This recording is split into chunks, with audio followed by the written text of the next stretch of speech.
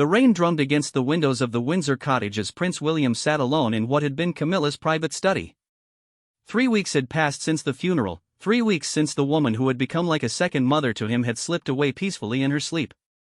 The grief still felt raw, cutting through him like a blade every time he expected to hear her laugh echoing through the halls or see her tending to her beloved garden. He hadn't wanted to be here today.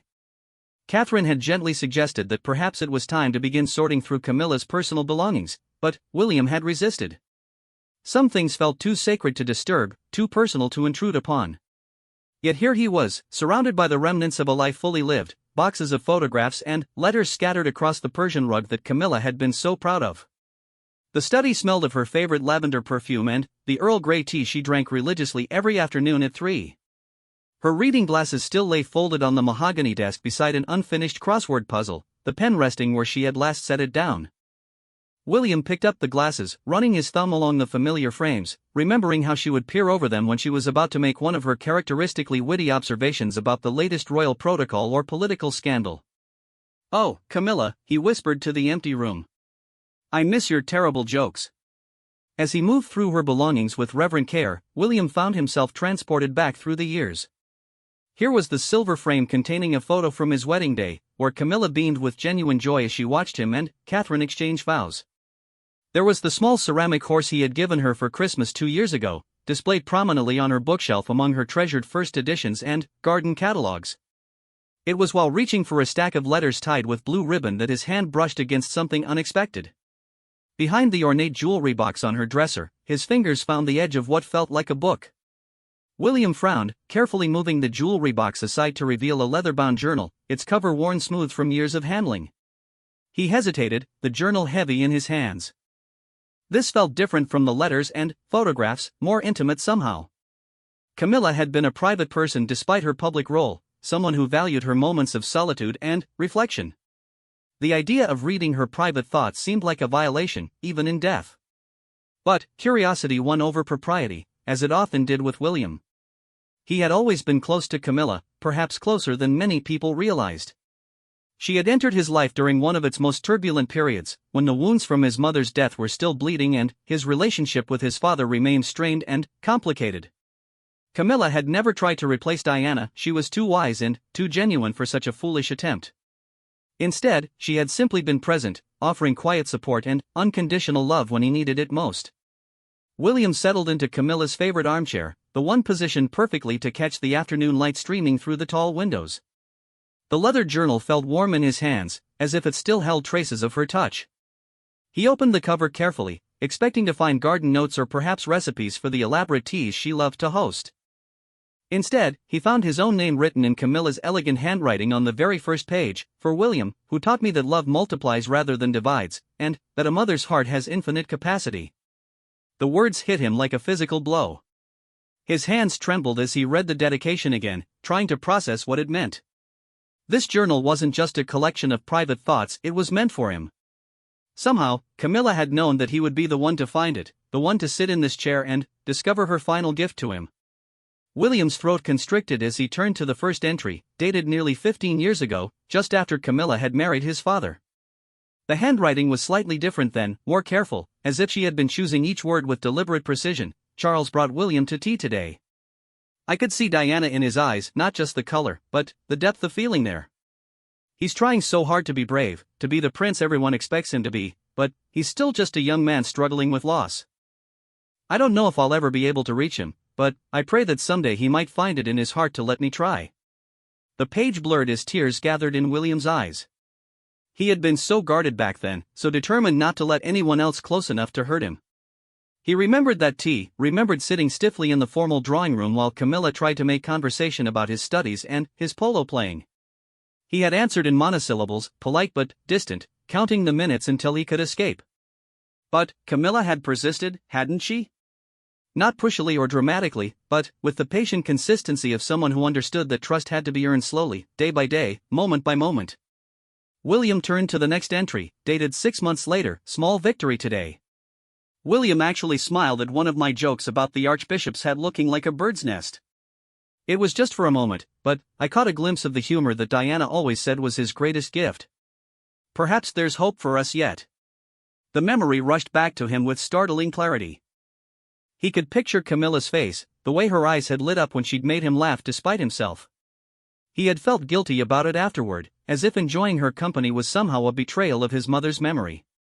But Camilla had seemed to understand even that, never pushing for more than he was ready to give. Entry after entry revealed the depth of her observations, her growing understanding of his personality and struggles.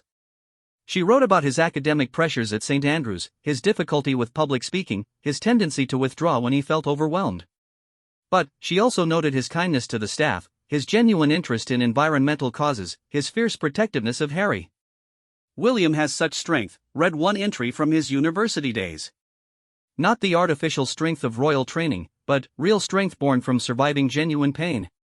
He's going to be a remarkable king someday, but, more importantly, he's already a remarkable young man." William had to set the journal down for a moment, overwhelmed by the love and insight flowing from its pages. This was how Camilla had seen him, not as the sometimes difficult stepson who had resented her presence in his father's life, but as a person worthy of love and understanding. She had chronicled not just the major milestones of his life, but the small moments that revealed his character, the way he helped elderly guests at state functions, his concern for animals, his determination to protect Catherine from the worst aspects of royal scrutiny. "He's falling in love," read an entry from 2007. "It's written all over his face when he talks about Catherine. She's good for him, grounding and normal in the best possible way. I pray they'll be happy, that they'll find the kind of partnership that Charles and I have built over these years." The rain had stopped without William noticing, and pale afternoon sunlight now streamed through the windows, illuminating the journal's pages with a golden glow. He could almost feel Camilla's presence in the room, her gentle spirit offering comfort even in absence. But, as he continued reading, William began to notice a shift in the entries. The recent months revealed a different side of Camilla's thoughts, tinged with worry and an urgency that he had never detected in her actual presence. She wrote about her health declining, about tests and treatments she had kept private. More troubling, she wrote about secrets she had carried for years, burdens that had weighed on her heart. "The truth has been my constant companion and my greatest torment," read one particularly haunting entry. "There are things William deserves to know, truths that could change everything he believes about his family, about himself. But, how do you tell someone you love that their entire understanding of their own story might be incomplete?" William's blood ran cold. What truth could be so significant that Camilla had struggled with it for years? What secrets had she been carrying that could change his understanding of his own life? His hands moved to the next page almost involuntarily, but, before he could read further, the sound of footsteps in the hallway made him freeze. Catherine's voice called out, accompanied by the cheerful chatter of George, Charlotte, and Louis returning from their afternoon walk. "William? Are you up there?" He quickly closed the journal, his heart pounding. Whatever revelations lay in those pages, whatever truths Camilla had been wrestling with, they would have to wait. But, the weight of that first glimpse into her secret thoughts pressed heavily on his chest. "Coming," he called back, his voice rougher than intended. He tucked the journal carefully into his jacket, making a mental note to find a secure place for it later. This discovery would require privacy, quiet time to process whatever earth-shattering revelations awaited him in the remaining pages. As he made his way downstairs to greet his family, William's mind raced with questions. What could Camilla have known that was so momentous? What truth about his family, about himself, could possibly change everything he believed? The children's laughter echoed through the cottage as he joined them in the kitchen, where Catherine was preparing tea with the easy domestic grace that had first captured his heart. She looked up at him with concern, noting the tension in his shoulders and the unusual pallor of his complexion. "Are you all right?" she asked quietly, while the children argued good-naturedly about whose turn it was to feed the cottage's resident cat. William managed to smile, though he knew it didn't reach his eyes. "Just tired. Going through her things is more emotional than I expected." Catherine nodded with understanding, reaching over to squeeze his hand. "We don't have to finish today. Her things aren't going anywhere." But William knew he couldn't leave the journal unread, couldn't ignore the bombshell that Camilla had apparently left for him to discover. That night, after the children were asleep and Catherine was lost in one of her historical novels, he would return to the study and confront whatever truth had troubled Camilla enough to document it so carefully. The evening passed in a blur of family routines, dinner, baths, bedtime stories, but William's mind remained fixed on the leather journal hidden in his jacket pocket. When he finally tucked Louis into bed, listening to his youngest son's sleepy recounting of the day's adventures, William felt a fierce protectiveness wash over him. Whatever secrets lay in those pages, whatever revelations Camilla had left behind, he would face them with the strength she had always believed he possessed. But, first, he needed to prepare himself for the possibility that everything he thought he knew about his family, about himself, might be about to change forever. The cottage settled into its nighttime quiet, rain beginning to fall again against the windows. Somewhere in the darkness, Camilla's journal waited with its terrible truths, and William steeled himself for a confrontation with the past that he sensed would alter the future in ways he couldn't yet imagine. The grandfather clock in the cottage hallway chimed midnight as William finally slipped out of bed, careful not to disturb Catherine's peaceful sleep. She lay curled on her side, one hand resting on the pillow where his head had been, and, for a moment he hesitated. Their marriage had been built on honesty and trust. Should he wake her, share this burden that Camilla had apparently left specifically for him? But something in the weight of that journal, in the careful way Camilla had hidden it behind her jewelry box, suggested that this was meant to be a private reckoning. Whatever truths awaited him in those pages, he needed to face them alone first, to understand their implications before deciding what to share with the woman who had stood by his side through every challenge of royal life. The cottage's old floorboards creaked softly under his feet as he made his way back to Camilla's study. The room felt different in the moonlight, more ethereal somehow, as if her presence lingered more strongly in the darkness. William settled once again in her favorite armchair, the leather journal feeling heavier in his hands than it had that afternoon. He opened to where he had left off, his heart already racing with anticipation and dread. Camilla's handwriting seemed to pulse with urgency in the pale light from his phone's flashlight, which he had dimmed to avoid attracting attention from any security personnel who might be making their rounds. The entry that had mentioned life-changing truths was dated just 2 months before her death. The doctors say I have perhaps 6 months, maybe less. The irony isn't lost on me, I who have spent so many years as keeper of secrets am running out of time to reveal them. But, how do you tell someone you love that their mother's death might not have been the accident everyone believes it was? How do you destroy a young man's peace with revelations that could tear apart everything he's built his adult life upon? William's hands began to shake. The journal nearly slipped from his grasp as the implications of those words sank in. His mother's death, not an accident? The official investigation had concluded years ago that it was a tragic collision caused by a drunk driver and aggressive paparazzi. The conspiracy theories that had swirled around Diana's death had been painful enough to endure, but they had always been dismissed by both the authorities and the family as the desperate grasping of people unable to accept that sometimes terrible things simply happened. But Camilla was different. She had been there during those dark days, had witnessed his father's genuine anguish, had seen the raw grief that had consumed the royal family. If anyone would have reason to know the truth, it would be her. With trembling fingers, William turned to the next entry. I found the photographs today, hidden in the locked drawer of Charles's old desk, the one he thought I didn't know the combination to. I wish I had never looked, wish I could unknown what I now know. But they were there, along with the letters from MI6 and the transcript of that final phone call. My hands are shaking as I write this. Diana knew. Somehow, in those last weeks, she had figured it out. The journal slipped from William's hands, landing on the Persian rug with a soft thud. He sat frozen in the chair, his mind reeling with the enormity of what he was reading. MI6? Official correspondence about his mother's death? And what did Camilla mean that Diana had figured it out? A terrible thought began to form in his mind, one so awful that he tried to push it away even as the evidence mounted. But he forced himself to pick up the journal again, to continue reading despite the way his world was tilting off its axis. The photos show the tunnel before the crash, men in positions that the official investigation never mentioned. The letters reference an operation called Silent Crown. I looked it up using Charles's computer when he was away. It's not in any official records I could find, but the dates align perfectly with Diana's last months. The months when she was becoming increasingly vocal about landmines, when she was threatening to take her humanitarian work to places the government preferred to keep unstable. William felt sick. He remembered his mother's passionate speeches about landmines, remembered how proud he had been of her dedication to causes that mattered. But he also remembered the tension in the palace during those final months, the whispered conversations that stopped when he entered rooms, the way certain officials seemed perpetually on edge. But it's the phone call transcript that breaks my heart, Camilla's next entry continued. Diana's last conversation with someone, the name is redacted, but the content is clear. She says she knows about the plan to silence her, that she's made arrangements to protect William and Harry if anything happens to her. She sounds scared but determined. The last line of the transcript is haunting. If something happens to me, promise me that my boys will never know the truth. They've suffered enough. Tears streamed down William's face as he read those words. His mother's final concern hadn't been for her own safety, but for protecting her sons from a truth too terrible to bear. The cruel irony that Camilla, who had taken Diana's place in many ways, was now the one revealing these secrets was not lost on him. Charles doesn't know that I found these documents, the journal continued.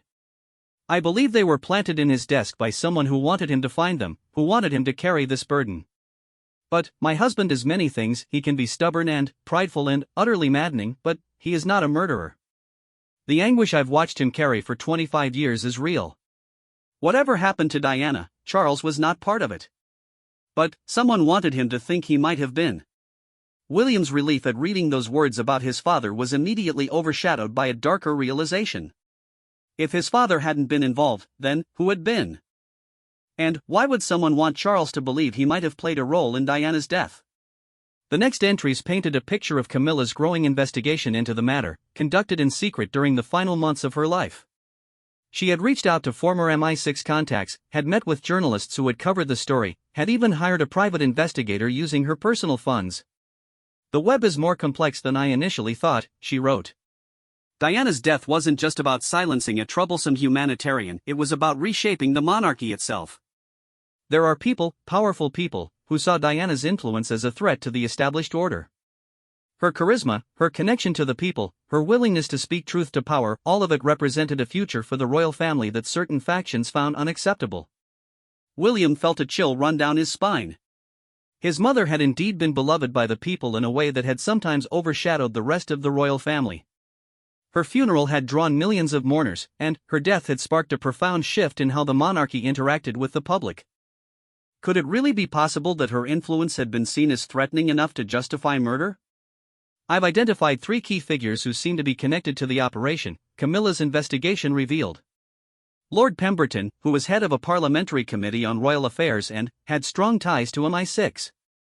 Sir David Ashworth, the Queen's private secretary during that period, who had expressed concerns about Diana's unpredictability in several memos I managed to obtain. And, most troubling of all, Lord Chamberlain Michael Henley, who had direct access to the royal family and had been present at several key meetings in the weeks before Diana's death. William recognized all 3 names. Pemberton had died of a heart attack 5 years earlier. Ashworth had retired to Scotland and rarely made public appearances anymore. But Lord Henley was still very much alive and remained a trusted advisor to the royal family.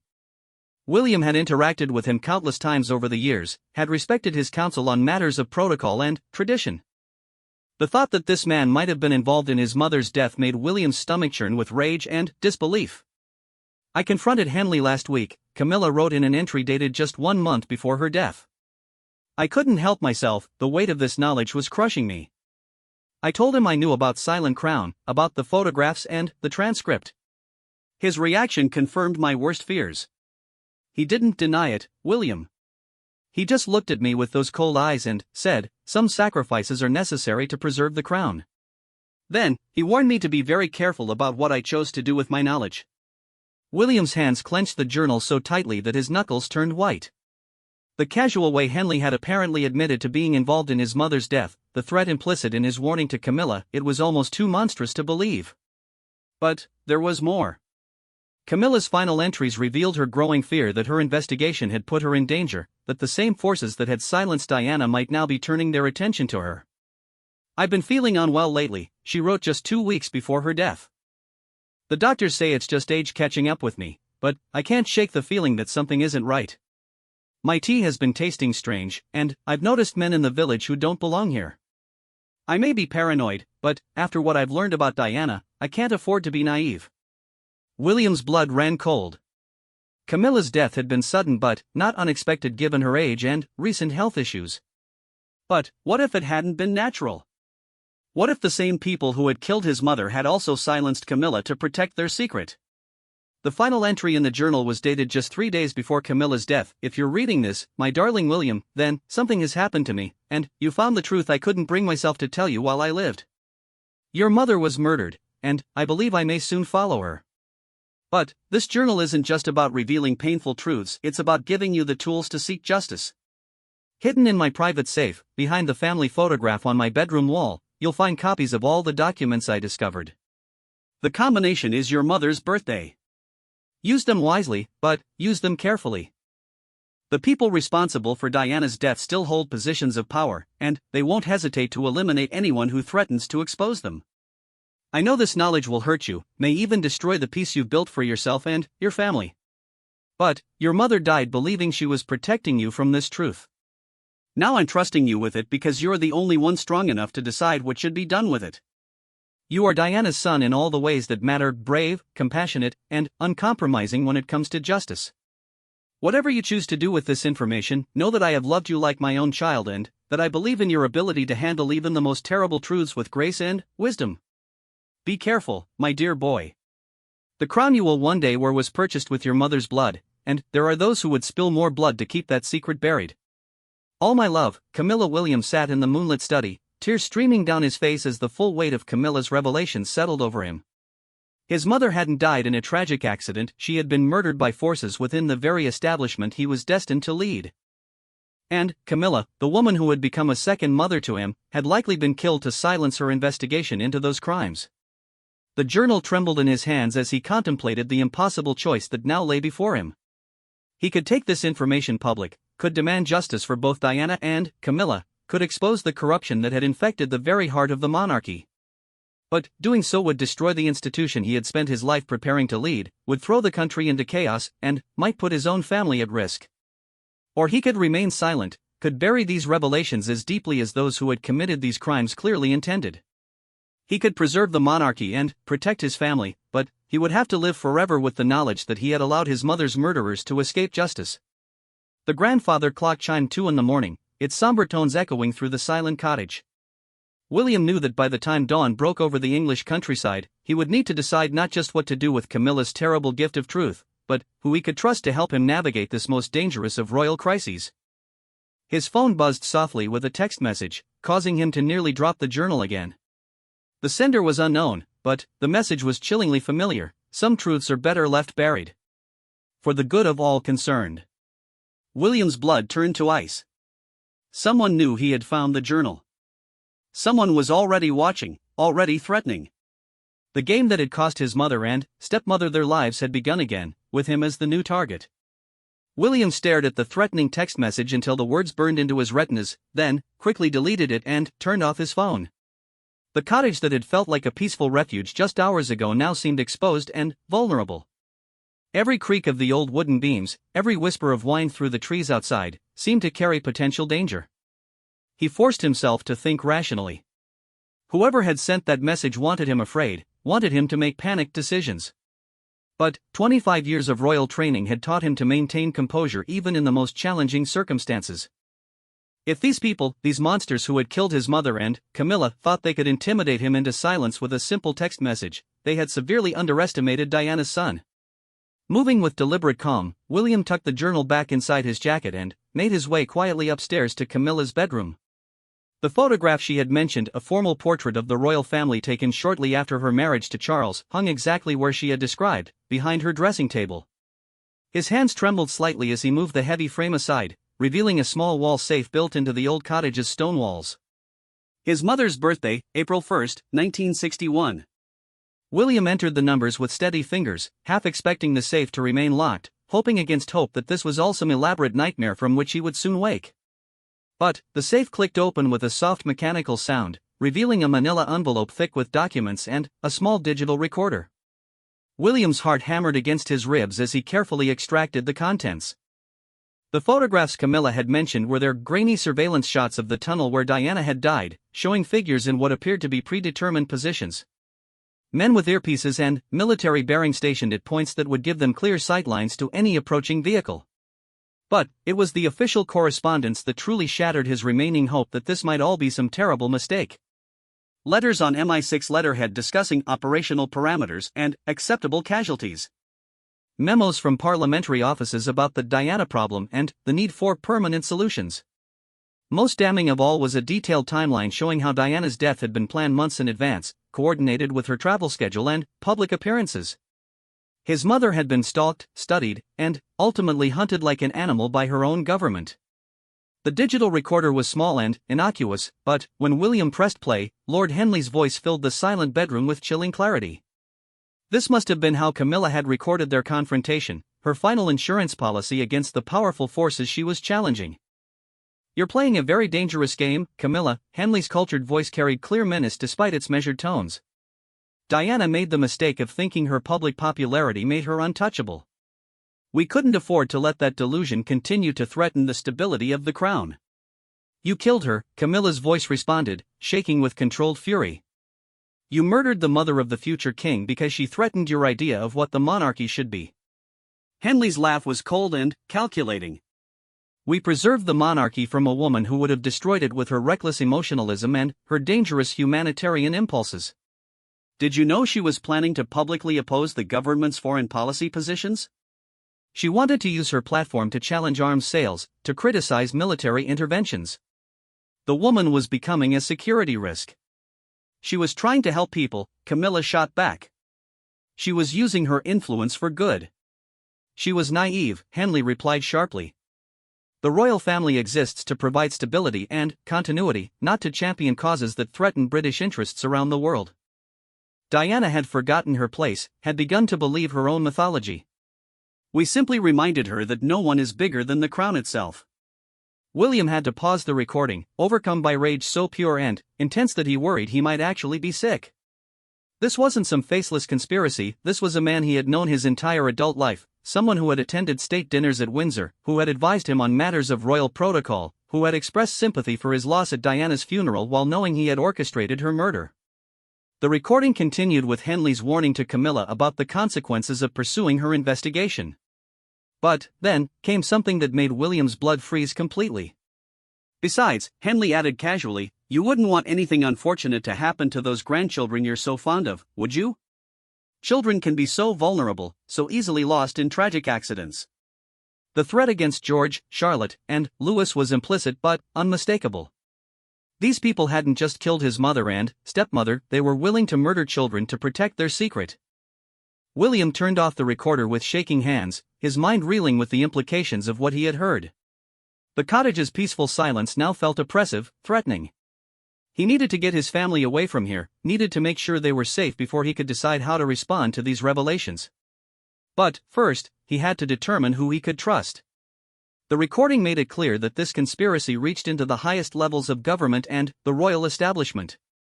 How many people who smiled at him every day, who offered him counsel and support, were actually part of the network that had murdered his mother? His father was innocent, Camilla's journal had made that clear. Charles had been as much a victim of this plot as anyone, manipulated and tormented by the suggestion that he might have been involved in Diana's death. But, beyond his father, William wasn't sure whom he could trust with this information. Catherine, obviously. His wife had proven her loyalty and discretion countless times over the years. But, involving her would put her at risk, and the threats against their children made him hesitant to burden her with this dangerous knowledge unless absolutely necessary. Harry was another obvious choice, but his brother's struggles with mental health and his complicated relationship with the royal family made him a potential liability. Harry's anger at the establishment that had failed to protect their mother had already driven him away from royal duties. If he learned that the same establishment had actually murdered Diana, there was no telling how he might react. William carefully returned the documents to the safe, but pocketed the digital recorder. The evidence needed to be preserved, but it also needed to be secured somewhere that Henley and his conspirators couldn't reach it. The cottage was clearly compromised, that threatening text message had proven that much. As dawn began to break over the countryside, painting the bedroom walls with pale golden light, William heard movement downstairs. Catherine was an early riser, especially when she was worried about him. He would need to appear normal, would need to give no indication that his entire world had just been shattered. But, as he made his way downstairs, forcing his expression into a mask of tired grief that wouldn't seem unusual given the circumstances, William's mind was already working on a plan. These people had killed his mother and, Camilla, had threatened his children, had corrupted the very institution he was sworn to serve. They clearly believed that fear and intimidation would keep him silent, would allow them to continue manipulating the monarchy from the shadows. They were about to learn that Diana's son possessed not just her compassion and charm, but also her fierce determination when it came to protecting the people he loved. "Good morning," Catherine said softly when he entered the kitchen, her eyes scanning his face with the practiced concern of someone who had learned to read his moods over years of marriage. "You look exhausted. Did you get any sleep at all?" "Some," he lied, accepting the cup of tea she offered with steady hands. "I found some of Camilla's journals. Reading them was more emotional than I expected." It was technically the truth, though it barely scratched the surface of what he had actually discovered. Catherine nodded with understanding, reaching over to squeeze his free hand. "She loved you very much," Catherine said gently. "I know how difficult this must be for you." William managed to smile, though inside he was calculating how quickly he could get his family back to London and, then, to a location he could be certain was secure. "She did love us. More than we probably ever realized." The children's voices echoed from upstairs as they began to wake up, their innocent chatter a sharp contrast to the dark realities that now consumed his thoughts. George was asking Charlotte about their planned visit to the village that afternoon, excited about the prospect of feeding ducks at the local pond. "Actually," William said, making a show of checking his phone, "I think we should head back to London today. I've got some meetings that I can't postpone, and I want to get the children settled back into their routine." Catherine frowned slightly. They had planned to stay at the cottage for the rest of the week, and she could sense something in his tone that didn't quite ring true. But she had learned over the years when to push for more information and when to trust his judgment about royal obligations. "Of course," she said. "I'll start packing after breakfast." As his family went about their morning routine, William stepped outside into the cottage garden, ostensibly to check on Camilla's beloved roses but actually to scan for any signs of surveillance. The threatening text message meant that someone was watching, but he needed to determine how closely and how immediately. The garden appeared peaceful, but William's trained eye caught subtle signs that made his pulse quicken. Fresh tire tracks in the soft earth near the garden gate that hadn't been there the day before. A section of the hedgerow that looked slightly disturbed, as if someone had been positioned there during the night. Most telling of all, one of Camilla's prized climbing roses had been broken at precisely the height where someone might lean against it while maintaining a surveillance position. They had been watched all night. While he sat in Camilla's study discovering the truth about his mother's murder, assassins and spies had been positioned around his family home, ready to act if he made the wrong choice about what to do with his newfound knowledge. The casual nature of their surveillance was almost as threatening as the warning itself. These people wanted him to know he was being watched, wanted him to understand that his family was vulnerable. They were giving him a chance to be smart, to follow the example of his father and carry this burden in silence rather than risk the consequences of exposure. But they had made a critical miscalculation. They thought they were dealing with someone who would prioritize his own safety and comfort over justice for his murdered mother. They believed that the prospect of losing his privileged position would be enough to keep him quiet. Instead, they had awakened something in